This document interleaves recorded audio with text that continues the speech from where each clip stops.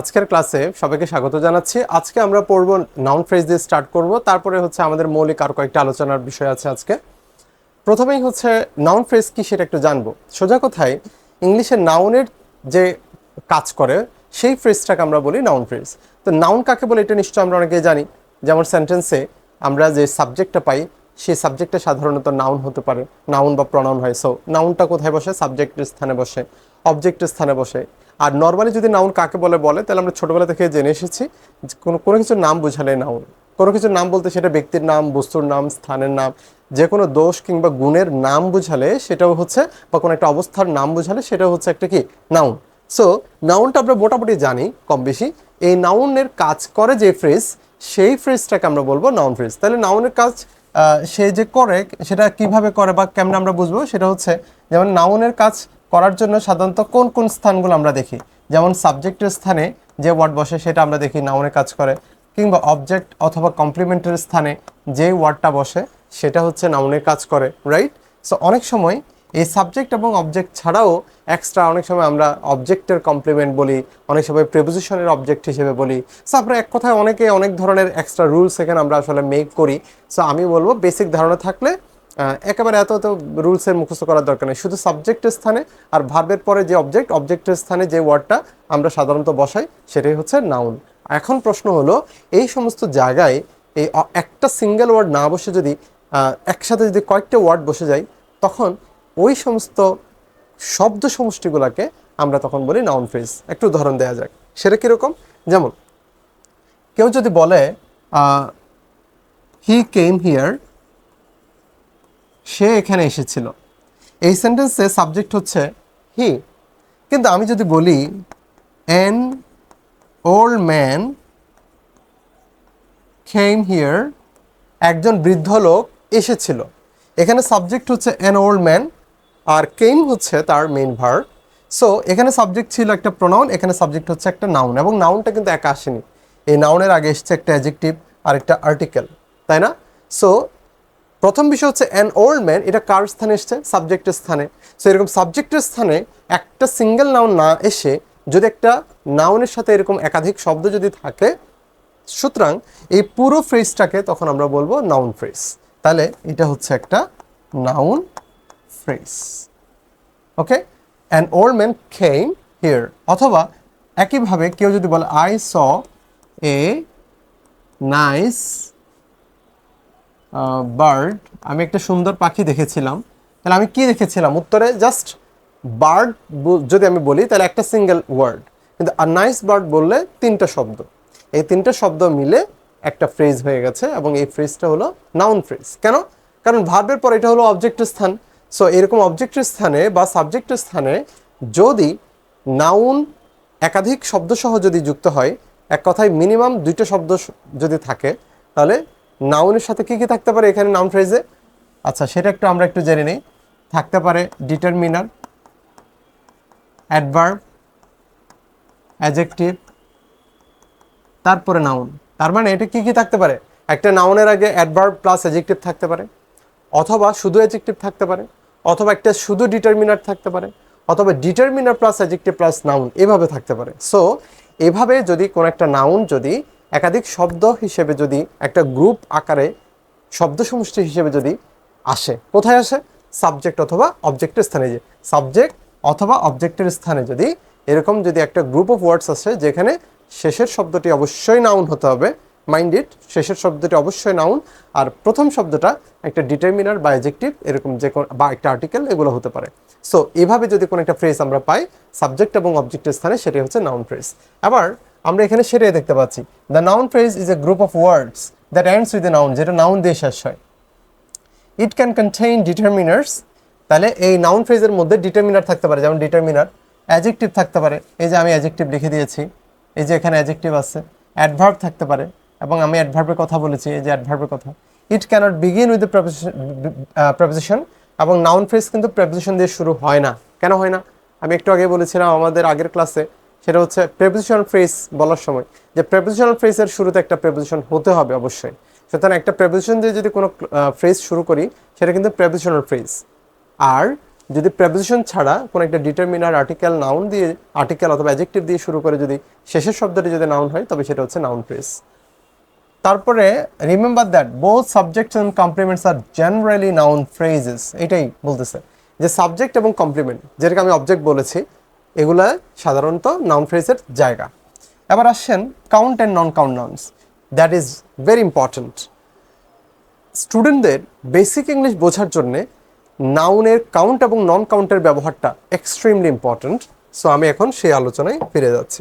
সবাই আমরা একটু তাকাই তাইলে। এই কাউন্ট এবং নন কাউন্ট নাউন কি, এটা কেন আমাদের জন্য ইম্পর্টেন্ট, আমরা কি কি জানবো এখানে? প্রথমত আমরা একটা জিনিস জানবো, সেটা হচ্ছে একটা নাউন আমরা ছোটবেলা থেকে পড়েছি 2 প্রকার, কেউ পড়েছি আমরা 5 প্রকার। কোনগুলা? ওই যে কনক্রিট নাউন, এবং কনক্রিট নাউনের আবার 4টা প্রকার, কমন, কালেকটিভ, ম্যাটেরিয়াল, অ্যাবস্ট্রাক্ট, এগুলা। সো এখানে তো সরাসরি কাউন্ট নন কাউন্ট বলেছে, প্রপার কমন কালেকটিভের কোনো কথাই বলেনি। ফলে আমাদের এই বেসিক জায়গাটা যেটা আগে শিখেছি সেটাকে এখানে দরকার নেই, দরকার আছে। তবে দরকার বলতে আগেরটাকে জাস্ট আমি এটার সাথে একটা কানেক্ট করে দিব। তো কানেক্ট করার জন্য আগেরটা একটু আমরা একটা রিভিউ করি। তো একটু খাতা কলম নিয়ে বসতে হবে, যাদের এই আগের বিষয়টা পুরোপুরি ক্লিয়ার না তাদেরকে একটু আমি সংক্ষেপে একটু ক্লিয়ার করে দিই। আমরা জানি আমরা আগে 5 ধরনের নাউনের সাথে পরিচিত ছিলাম। একটা হচ্ছে প্রপার, তারপরে কি কমন, তারপর হচ্ছে কালেকটিভ, এবং তারপরে হচ্ছে ম্যাটেরিয়াল। প্রপার নাউন কি? প্রপার নাউন হচ্ছে যে নাউন পৃথিবীতে একটাই, সেটা হলো প্রপার নাউন। এটা সংক্ষেপে বললাম, আমি বইয়ের ভাষায় বললাম না, এটা হচ্ছে আমরা অভিজ্ঞতা থেকে বলা, যেটা পৃথিবীতে একটাই। ফর এক্সাম্পল, আমি যদি বলি লিওনেল মেসি, তাহলে পৃথিবীতে একজনই। কিন্তু আমি যদি বলি প্লেয়ার কিন্তু পৃথিবীতে একজন না, প্লেয়ার অনেক। ফুটবলার অনেক, ক্রিকেটার অনেক, কিন্তু আমি যদি বলি ব্র্যাডলি, তখন একজনই। আমি যখন বলবো শোয়েব আখতার, সচিন টেন্ডুলকার, তখন কিন্তু আমি একজন একজন করে বলতেছি, অর্থাৎ অনলি 1%। শাহরুখ খান অনলি 1%। আমি যদি বলি অ্যাক্টর, তাহলে পৃথিবীতে অনেক অ্যাক্টর আছে। আমি যদি বলি ফর এক্সাম্পল অ্যাক্ট্রেস, পৃথিবীতে অনেক অ্যাক্ট্রেস আছে। কিন্তু আমি যদি একজন অ্যাক্ট্রেসের নাম আলাদা করে আমি যদি বলি, তখন কিন্তু সেটা হয়ে যাবে প্রপার নাউন। আমি যদি বলি আনুষ্কা, তাহলে একজনকে বোঝাবে। আমি যদি বলি বিরাট কোহলি, একজনকে বোঝাবে। কিন্তু আমি যখন বলবো প্লেয়ার, অ্যাক্টর, অ্যাক্ট্রেস, এই প্লেয়ার দিয়ে তো একজনকে বোঝায় না, অনেকজনকে বোঝায়। সো যে নাউন দিয়ে একটা মাত্র নাউনটাকে বোঝাবে সেটা হচ্ছে প্রপার। যেমন ঢাকা একটা মাত্র প্লেসকে বোঝাচ্ছে। বাট আমি যখন বলবো সিটি পৃথিবীতে অনেক সিটি আছে, কিন্তু পৃথিবীতে অনেক ঢাকা নাই। ফলে প্রপার নাউনের উদাহরণ কি হতে পারে? ঢাকা, অথবা হতে পারে মেসি, এগুলো হচ্ছে প্রপার নাউন। আর আমি যদি বলি কমন নাউন, তাহলে যে ওয়ার্ডটা কমন, যেমন সিটি, এটা হলো কমন। মেসি না বলে আমি যদি বলি প্লেয়ার, আমি যদি বলি ফুটবলার, তাহলে এটা হচ্ছে কমন। কালেকটিভ নাউন কি? কালেকটিভ হচ্ছে অনেকগুলো কমন নাউন মিলে যদি একটা গ্রুপ হয়ে যায়, এক কথায় কালেকটিভ নাউন মানে সবাই মনে রাখবেন গ্রুপ নাউন। কালেকটিভ নাউন মানে হচ্ছে গ্রুপ নাউন।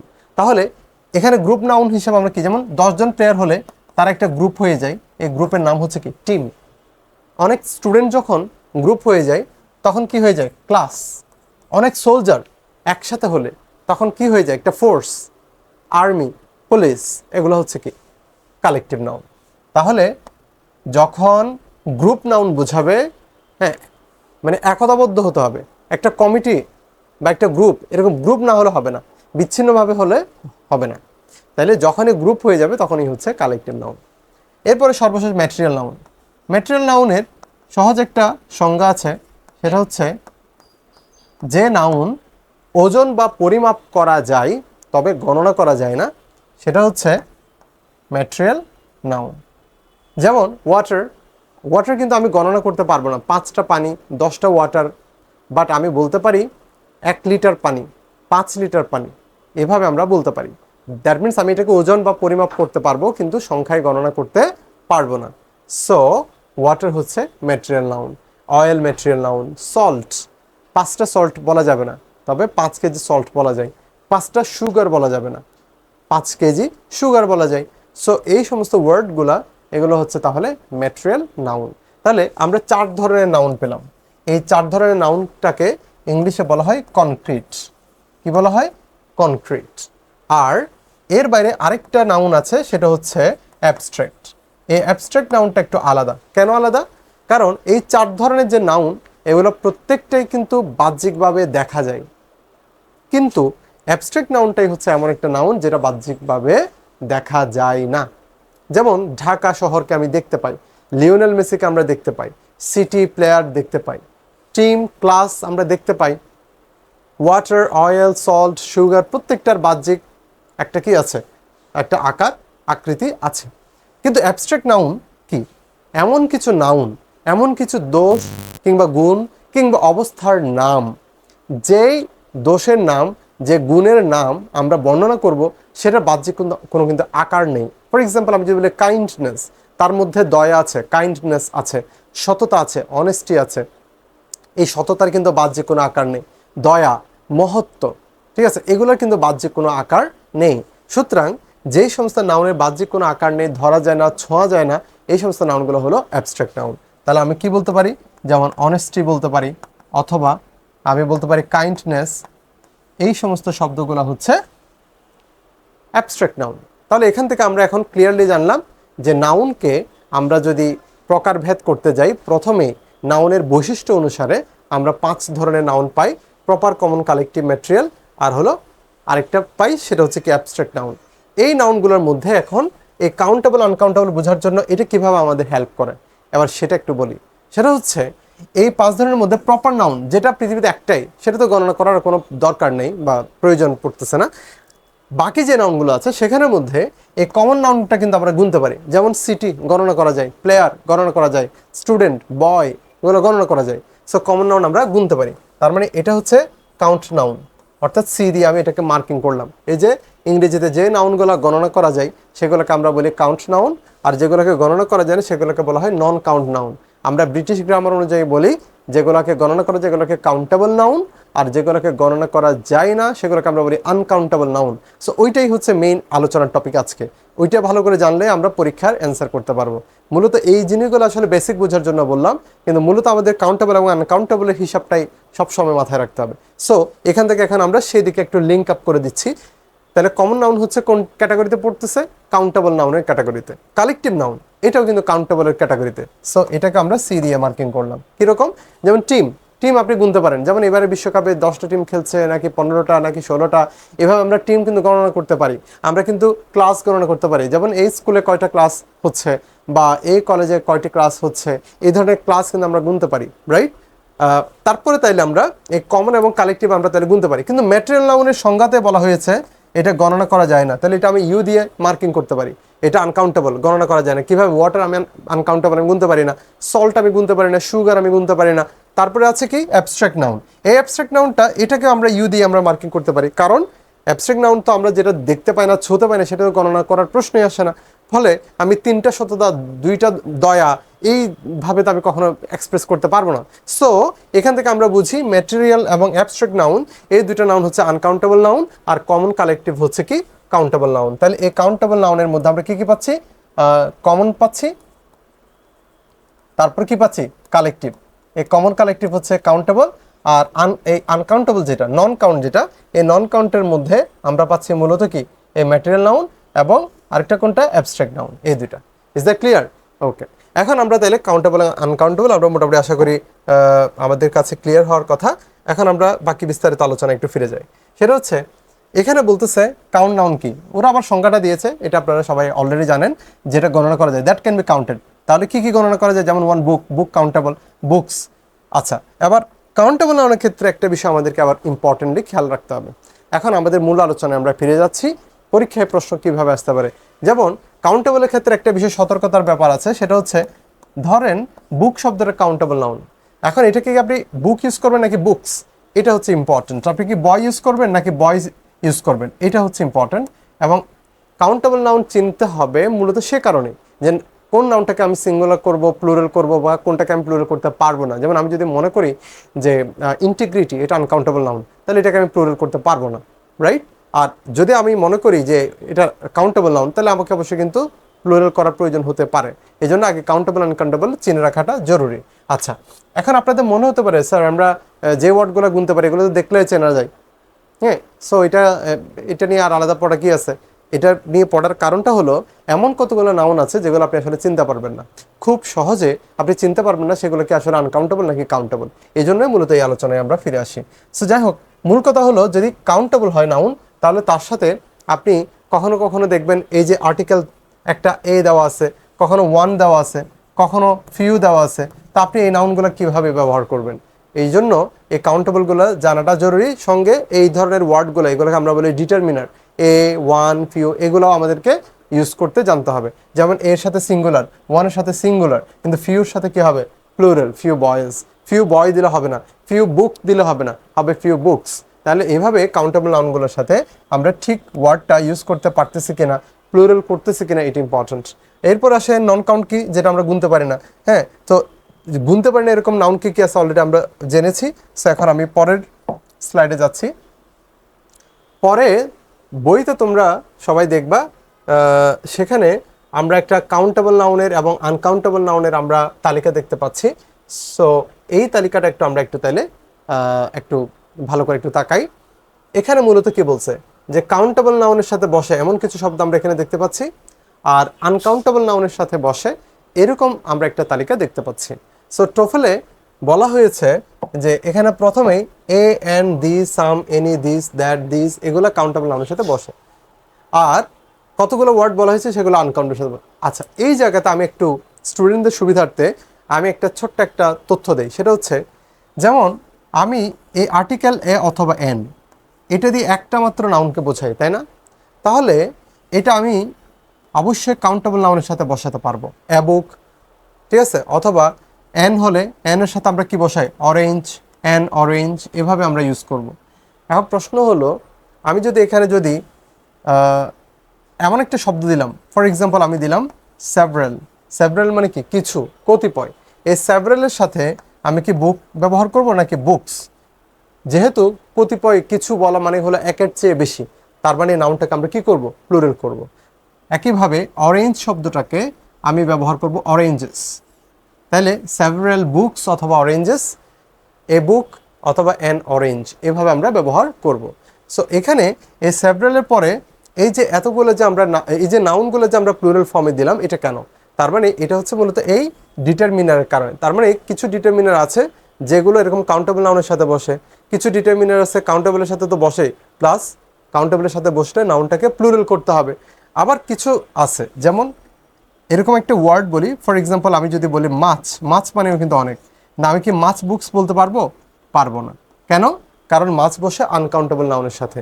সো এখানে মাছের সাথে বুকসের ব্যবহারটা এটা আসলে হবে না। তাহলে এখান থেকে আমরা একটা জিনিস ঠিক করব, সেটা হচ্ছে কোন ওয়ার্ডটা কাউন্টেবলের সাথে বসে, কোনটা আনকাউন্টেবলের সাথে বসে, সেটা একটু আমরা দেখে নিব। প্রথমে আমরা পাচ্ছি এ এন দি, এটা আমরা এখানেও দেখতে পাচ্ছি, তবে এখানে শুধু দি আছে, এ ব্যবহার নাই। তার মানে এখান থেকে আমরা বুঝতে পারবো এ এন দি এটা কাউন্টেবল নাউনের সাথে বসে, কিন্তু দিটা কাউন্টেবল এবং আনকাউন্টেবল দুটোর সাথে বসে। তারপরে আসে সাম, এই সাম শব্দটা উভয় জায়গাতে আছে। তার মানে একটু খেয়াল করি আমরা, এই সাম শব্দটা আমি বয়েজ কাউন্টেবল নাউনের সাথে ইউজ করতে পারি, আবার সামটা ওয়াটারের সাথেও আমি ইউজ করতে পারি। তার মানে সাম শব্দটা কাউন্টেবলের সাথে হলে কিন্তু কি হচ্ছে, প্লুরাল হচ্ছে, যেহেতু একাধিক বোঝাচ্ছে। আর সামটা আবার আনকাউন্টেবল নাউনের সাথেও হতে পারে। তাহলে এখান থেকে বুঝলাম আর্টিকেল এ এন এটা শুধুমাত্র কাউন্টেবল নাউনের সাথে, এখানে কিন্তু এ এন নাই, তার মানে এটা শুধু কাউন্টেবল নাউনের সাথে, আনকাউন্টেবলের সাথে এ এন ব্যবহার করা যাবে না। আর্টিকেল দা উভয় ক্ষেত্রে ইউজ করা যাবে, আর সাম শব্দটা উভয় ক্ষেত্রে ইউজ করা যাবে। শুধু পার্থক্য কি, সাম যদি কাউন্টেবলের সাথে বসে সেটা প্লুরাল নাউন দিতে হবে, আর সাম যদি আনকাউন্টেবল নাউনের সাথে বসে তাহলে আনকাউন্টেবল নাউনকে কিন্তু কখনো প্লুরাল করা যাবে না, অর্থাৎ এস যুক্ত করা যাবে না। তাহলে সাম ওয়াটার্স বলতে পারবো না। তারপর আমরা কি পাচ্ছি, এনি, এই শব্দটাও ইম্পর্ট্যান্ট। এনি এই শব্দটাও হচ্ছে একটা মানে উভয় দিকে ব্যবহৃত শব্দ, অর্থাৎ এটা কাউন্টেবলের সাথে বসতে পারে। তার মানে আমি বলতে পারি এনি বয়, অথবা আমি বলতে পারি এনি ওয়াটার। বোতলে কি কোনো পানি আছে? তখন আমি বলতে পারি is there any water in the bottle. That means সেন্টেন্সে আমি এনির পরে water non count noun use করলাম। আবার is there any boy in the room, রুমের মধ্যে কোনো ছেলে আছে, তাহলে ইজ দেয়ার এনি বয়, অর্থাৎ আমি এনির পরে আবার কাউন্টেবল নাউনও ব্যবহার করলাম। তাহলে এনির পরে আমি কাউন্টেবল এবং আনকাউন্টেবল দুটোই ব্যবহার করলাম। এবং কাউন্টেবল যখন আমি ব্যবহার করেছি তখন নাউনটা ছিল সিঙ্গুলার। ইট মিনস এনির পরে সাধারণত সিঙ্গুলার নাউন হয়। আচ্ছা, তারপরের ব্যবহারটা একটু দেখব। দিস, এই যে দিস, তারপরে হচ্ছে দ্যাট। এই দিস দ্যাটের ব্যবহারটা এটা একটু আমি স্পেশালভাবে আপনাদের একটু দেখাতে চাই। এটা খুবই ইম্পর্ট্যান্ট। এটা যারা জানেন না একটু ভালো করে জেনে রাখবেন। মনে রাখবেন দিস এবং দ্যাট এই দুইটা শব্দের মৌলিক পার্থক্য কী? পার্থক্য হচ্ছে দিস বলতে বোঝায় কাছের কোনো একটা কিছু, আর দ্যাট বলতে বোঝায় দূরের কোনো একটা কিছু। ধরেন আমার কাছে এখানে একটা, এই যে এই পেনটা আমার কাছে এখানে আছে, এখন আমি যদি বলি কাউকে দিস ইজ মাই পেন, হ্যাঁ আমি বললাম দিস ইজ মাই পেন, এটা হচ্ছে আমার কলম, তখন আমি দিস বললাম। কিন্তু এই কলমটা, ধরেন ওখানে আরেকটা কলম আছে, যদি বলি ওই কলমটা আমার নয়, তাহলে তখন আমি বলবো দ্যাট পেন। তার মানে আমি কাছের জিনিসকে বোঝাতে দিস বললাম, দূরের জিনিসকে আমি ব্যবহার করার জন্য দ্যাট ইউজ করলাম। প্রশ্ন আসলে সেটা না, প্রশ্ন হচ্ছে এই দিসের পরে আসলে নাউনটা কীরকম ব্যবহার করা হবে। যেমন আমি কি দিস বয় বলবো নাকি দিস বয়েজ বলবো? পরীক্ষায় যদি আপনার অপশন দেওয়া থাকে সিঙ্গুলার প্লুরাল, তখন আপনি কী করবেন? আপনি কি দ্যাট বয় বলবেন নাকি দ্যাট বয়েজ বলবেন? পরীক্ষায় আপনি কোনটা আসলে ব্যবহার করবেন? তো মনে রাখতে হবে এই দিস এবং দ্যাট হচ্ছে কিন্তু সিঙ্গুলার। সো এটা ভেরি ভেরি ইম্পর্ট্যান্ট, এটা আপনারা মাথায় রাখবেন। দিস এবং দ্যাট হচ্ছে কি সিঙ্গুলার, অর্থাৎ এটার পরে যে নাউনটা হবে সে নাউনটা অবশ্যই কী হতে হবে? সিঙ্গুলার হতে হবে। তাহলে এখানে আমরা কি ইউজ করতে পারবো না? এই অ্যাস ব্যবহার করতে পারবো না। আমরা দিস বয় বলবো, দ্যাট বয় বলবো, দিস বয়েজ দ্যাট বয়েস বলা যাবে না। অবশ্যই এখানে অ্যাসটা বাদ দিতে হবে। তাহলে আমরা কি করব? এখানে অ্যাসটা বাদ দিয়ে দেব। ঠিক আছে, মনে থাকবে? তাহলে আমরা এরপর আরেকটা তথ্য, সেটা হচ্ছে যেহেতু এটা একটা দিস দ্যাট, এটা এখানেও আছে আবার এখানেও আছে, তার মানে এটা আনকাউন্টেবলের সাথে বসতে পারে। তাহলে আমরা বলতে পারি দিস ওয়াটার। কেউ যদি বলে এই পানিটা পরিষ্কার নয়, এই পানিটা বিশুদ্ধ নয়, তখন আমরা কি বলবো? তখন আমরা this water and that water এভাবে আমরা বলতে পারি। So this boy or this water, আর that boy or that water, এইভাবে আমরা বলতে পারি। সো এইভাবে আমরা দিসের ব্যবহার, দ্যাটের ব্যবহার করব। এখন প্রশ্ন হচ্ছে এই দিস দ্যাটের রেলিভেন্ট আর কয়েকটি শব্দ আছে, সেগুলো একটু আমরা জেনে নিব। সেগুলো কি? সেগুলো হচ্ছে আপনাদের খেয়াল করতে হবে দিস এবং দ্যাট প্রত্যেকটারই আবার বহু বচন আছে। মানে এই দিস শব্দটা যখন বহু বচন বোঝাই তখন কিভাবে ইউজ হয় একটু দেখব। দিস এবং দোজ, অর্থাৎ আপনি কাছের যদি একটা কলম না হয়ে আপনার কাছে যদি দুইটা কলম হয়, তখন আপনি কিন্তু এইগুলো বাংলায় কি বলবেন? এই কলমগুলো, এই কলমগুলো বললে তখন আপনি এই দিস বলবেন না, তখন এই বহু বচনটা ব্যবহার করবেন। অর্থাৎ আপনার কাছে ধরেন এরকম আপনি তিনটা কলম আছে আপনার কাছে, তা আপনি বললেন এই তিনটা কলম বা এই কলমগুলো, তখন আপনি ইংলিশে এই দিস ওয়ার্ডটা বলবেন, দিস পেন্স, এই কলমগুলো, দিস পেন্স আর মাইন, এই কলমগুলো হচ্ছে আমার। কিন্তু দূরের ধরেন তিনটা কলম আছে, তা আপনি বললেন এই তিনটা কলম হচ্ছে কি আমার নয়, তাহলে দোজ, আপনি তখন বলবেন those pens are not mine. তাহলে এক কথায় দিস থেকে প্লুরাল হলে হবে দিস, আর দ্যাট থেকে প্লুরাল হলে হবে দোজ। তাহলে এখান থেকে আমরা কি বুঝলাম? যেহেতু দিস থেকে দিস এটা প্লুরাল হয়ে গেল, দ্যাট থেকে দোজ এটা প্লুরাল হয়ে গেল, এখন তাহলে আপনারাই বলেন এই দিসের সাথে অথবা এই দোজ, এই যে দূরের যেগুলা, এই দোজের সাথে আমরা কি প্যান বসাবো নাকি আমরা প্যান্টস বসাবো? এটা আপনারাই বলেন। আমাদের প্যান্টস বসাতে হবে না, কারণ দোজ বলা মানে কি একটা না, দূরের কয়টা? দূরের অনেকগুলা, সেজন্য এটা প্যান্টস হবে। একইভাবে কাছের একাধিক বোঝালে আমরা ব্যবহার করে দিস, তাহলে দিস মানে যেহেতু প্লুরাল, তাহলে দিসের সাথে কি প্যান বলবো না প্যান্টস বলবো? অবশ্যই আমরা প্যান্টস বলবো, এই যে এস যুক্ত আমরা ব্যবহার করব। তাহলে দিস প্যান্টস অথবা দোজ প্যান্টস, এভাবে দিস বয়েস অথবা দোজ বয়েস। তাহলে এই দিসের সাথে আমি বয় না বসিয়ে বসাবো বয়েস, দোজের সাথে আমি ধরেন বুক না বসিয়ে আমি ব্যবহার করব বুকস। তাহলে এখান থেকে আমরা বুঝলাম এই দিস এবং দোজ এটা আনকাউন্টেবল নাউনের সাথে বসানো যাবে না, কারণ এটা বসানো হয় শুধু প্লুরাল নাউনের সাথে। সো আনকাউন্টেবল নাউনের তো আসলে প্লুরাল হয় না, যেহেতু আনকাউন্টেবল নাউনের প্লুরাল হয় না, তাই দিস এবং দোজ আনকাউন্টেবল নাউনের সাথে ব্যবহার করার সুযোগ নেই। তাই এই দিস এবং দোজ এই দুইটা ওয়ার্ড আমরা শুধু এই লিস্টে রাখতে পারবো। এই যে এই লিস্টে কি আসছে কিনা একটু দেখি, এই যে এই দিস এবং দোজ। তাহলে টুফেল বইতে তোমাদের যে টেবলটা পেয়েছো সেখানে দিস এবং দোজের ওই দুইটা ওয়ার্ড মার্কিং করে রাখতে পারো। এগুলা শুধুমাত্র কাউন্টেবল নাউনের সাথে বসবে, এগুলো উভয় দিকে ব্যবহার করা যাবে না। এরকম শুধু কাউন্টেবল নাউনের সাথে বসবে আর কোনটা আছে? আর্টিকেল এ এন, এই আর্টিকেল এ এন এটাও শুধুমাত্র কাউন্টেবল নাউনের সাথে বসবে, এগুলা আনকাউন্টেবলের সাথে বসানো যাবে না। তারপরে শুধু শুধু কাউন্টেবল নাউনের সাথে বসে এরকম আর কয়েকটা শব্দ আমি মার্কিং করে দিচ্ছি। এই যে 1 2 3 এগুলো শুধু কাউন্টেবল নাউনের সাথে, কারণ আনকাউন্টেবল নাউন তো আমি গুনতে পারি না, সুতরাং ওখানে 1 2 হতে পারে না, 1 ওয়াটার 2 ওয়াটার্স হতে পারে না। আরেকটা নাউন আছে এরকম মেনি, মেনিটাও সেম, অনেক, এবং অনেক বলতে এটা সাধারণত যেটা গণনা করা যায় এই ধরনের নাউনের ক্ষেত্রে এই মেনিটা আমরা ব্যবহার করি। যেমন আমরা বলতে পারি many boys, many students, many girls, কিন্তু আমরা এটা বলতে পারবো না মেনি ওয়াটার্স, আমরা বলতে পারি না মেনি সুগার্স, মেনি সল্টস, এটা আমরা বলতে পারি না। We have to say many boys, many people, আমরা বলতে পারি many lights, many books, many fans, ঠিক আছে, মেনি স্টুডেন্টস, মেনি টিচার্স, এভাবে আমরা বলতে পারি।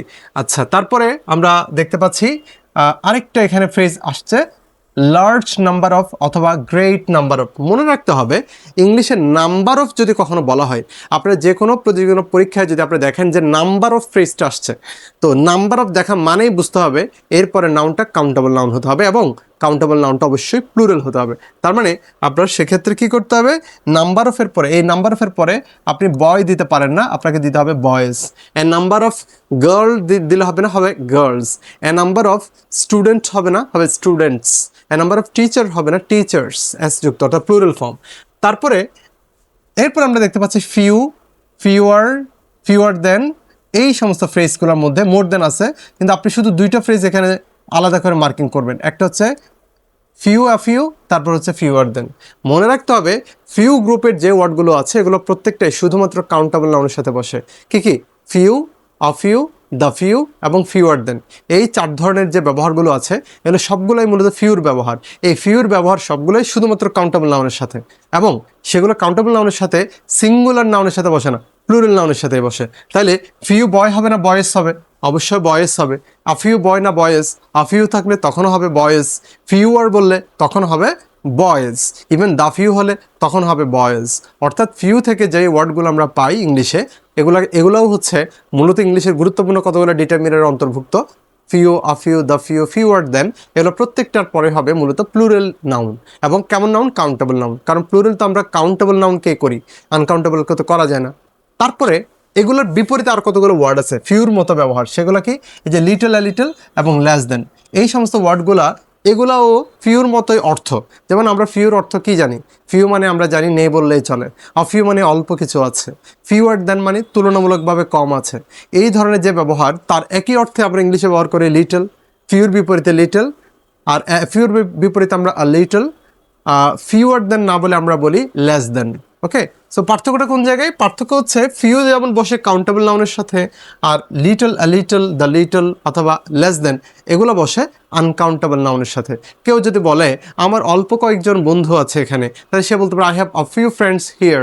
তো যদি বন্ধুটাতে গণনা করা যায় তাই আমি আ ফিউ ফ্রেন্ডস বললাম। কিন্তু কেউ যদি বলে অল্প কিছু টাকা আছে অথবা অল্প পানি আছে বোতলে, তাহলে অল্প পানি, আ লিটল ওয়াটার, তাহলে আ লিটল ওয়াটার, ওয়াটার যেহেতু আনকাউন্টেবল নাউন তাই এখানে আ ফিউ না বলে আমরা বলবো আ লিটল ওয়াটার। কেউ যদি বলে এখানে অল্প চিনি আছে, তখন আমরা বলতে পারি there is a little sugar, তাহলে ওখানে আমি আ ফিউ সুগার বলবো না, আমি বলবো আ লিটল সুগার। কেউ যদি বলে এখানে অল্প লবণ আছে, তখন আমি বলতে পারি there is a little salt, a little salt.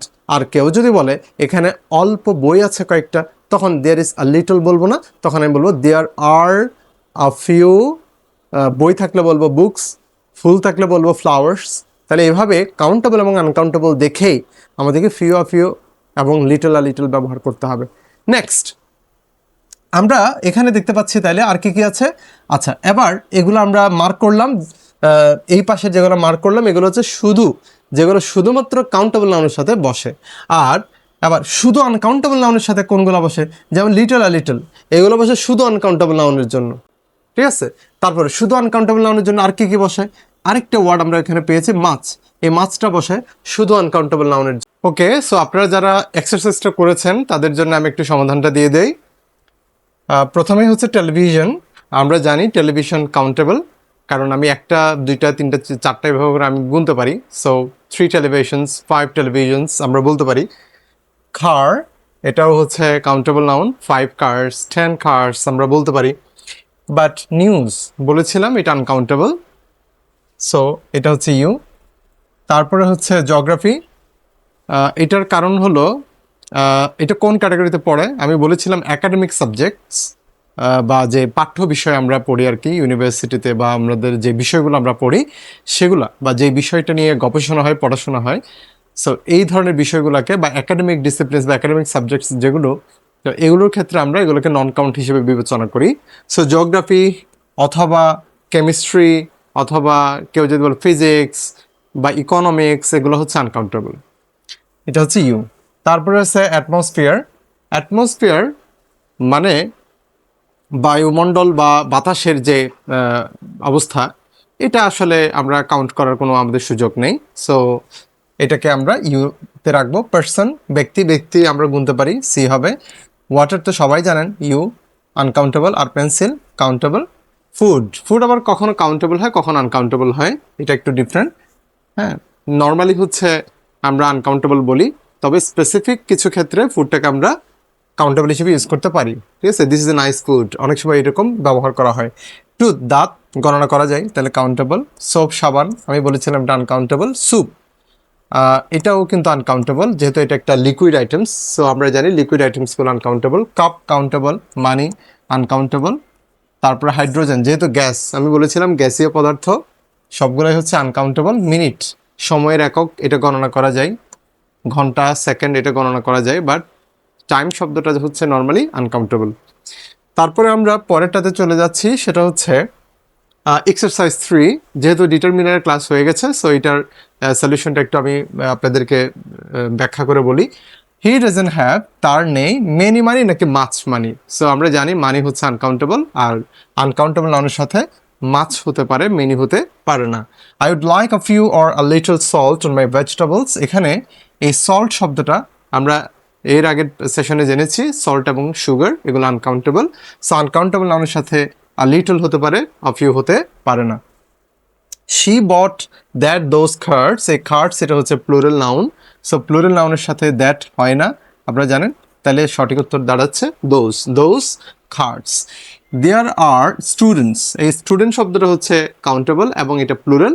So plural নাউনের সাথে আমরা লেস বসাতে পারি না, বরং কি হবে ফিউয়ার। আমরা জানি ফিউয়ার, দ্য ফিউ এগুলোই কাউন্টেবল নাউনের সাথে বা প্লুরাল নাউনের সাথে বসে।